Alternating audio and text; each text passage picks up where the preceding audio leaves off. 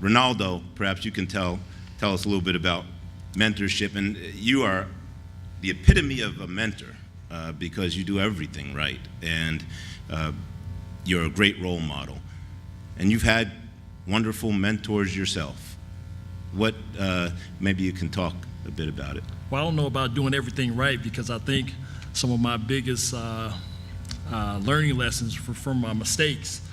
And just echoing every panelist up here, mentors come in different shapes or forms. My mom and dad, they were mentors in my house. My mom, being an educator in the south side of Chicago in Inglewood, could have left and went to a better public school but stayed right there because she felt she was needed and she had a bigger impact on the kids that were there. And you never know, and you may not never see the manifestation of the person that you're mentoring. My mom had an opportunity to share a story with me not too long ago, about 7 years ago, and she said, baby, this young man came back to the school and everybody just knew him and fell in love with him, and he thanked me for, the impact I had on his life, and you maybe know this guy, I don't know who he is. And I said, well, Mom, who's the guy? She said, Bernie Mac. You know who that is? I'm like, Bernie Mac? I mean, of course. Everybody knows who Bernie Mac is. I said, Bernie Mac, he went to your school? She said, yeah, he just thanked me for having an impact in his life. And my mom, she didn't know who he was, but Bernie Mac knew who she was. And I really believe teachers do not get the credit, especially here in the state of North Carolina. They're the lowest paid careers in the country when it comes to teachers. But teachers and coaches have an impact more in 1 year than most people have in a lifetime. That's a stat. So the mentorship for me is important. I talked to you guys about the coaches. I've had some great mentors. I've been fortunate to have great coaches. There are some bad coaches out there as well, but for me, starting with my high school coach, Lou Holtz at Notre Dame, which Dr. Rowe talked about, obviously getting to the NFL with Tom Coughlin, who drafted me in Jacksonville, Steve Spurrier, obviously Coach Gibbs now, who I obviously get to be around, and he be a mentor to me. But all these guys I take something from, and I'm able to pass it down to other kids. When we go in the prisons, that's part of our ministry and game plan for life. And I would tell you, from the toughest prison in Rikers Island, which I've been to, which is pretty rough, and there's no such thing as a nice prison, but some are not as organized as others. But I would tell you the common theme is, and if anybody's ever been into a prison, most of those guys have not had mentors, and young ladies that we've talked to have not had mentors. And for that matter, we're looking at an absentee father in the home. Over 50% of our homes in the country have no father in their home. In the black community, it's over about 70%.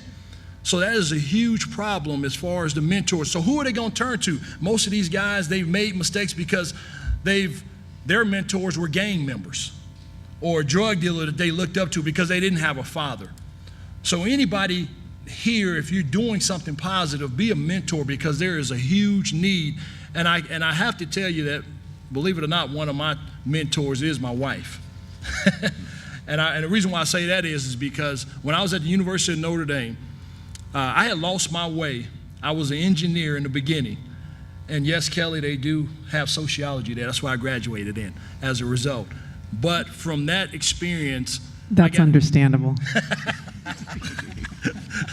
Boston College, I tell you. I expect that from you guys. But I will tell you this, I got summoned into a room as an athlete, and in that room there were 10 other guys, and the dean came in and told us that you guys are the worst of the worst. You've been on academic probation not once but twice, because we stopped doing the things that it took to stay at Notre Dame. They say here at Notre Dame, you're a student first, a student athlete first, and you might as well start filling out paperwork and start going someplace else because you won't be here next semester. And the reason I say my wife is a mentor, because I got married at 19 years old. I was young and dumb. People told me, you don't know what you're doing, but I got married at 19 years old, and she was the person that changed things around for me. I didn't know how to get to that goal, and a lot of times you have a goal, but how are you going to get there? You have to have a plan in place. And first of all, I had to go to class, which she told me, I'm going back home if you don't go to class, because I didn't marry a dumb jock. So I said, I'm going to class then. And from that point on, I started changing my bad habits into good habits. Started going to school, going to class, paying attention, doing all those things that I needed to do as an athlete. because they weren't going to give me a pass. And I was the only guy that made it out of the 9 other guys that got kicked out, which a lot of my good friends got kicked out of school. One of my boys, T. Knight, which I know Tone and Richie, we all know T. Knight, and you know what? T. Knight, he didn't graduate from Notre Dame. I bet you he wished, which we all still talk to T. Knight, he wished he had a second chance to make a different change in his life. I had a second chance. I turned things around. I made the dean's list, and the president sent me a letter basically just thanking me for being an example. I didn't know at that time, but he said I was a mentor to my other teammates. I'm just thinking, man, I just need to stay in school. But your story will impact other people. Your story, that whatever hardships you come out of, it's not just for you. It's not just about you. It's for other people to hear that so they can be inspired.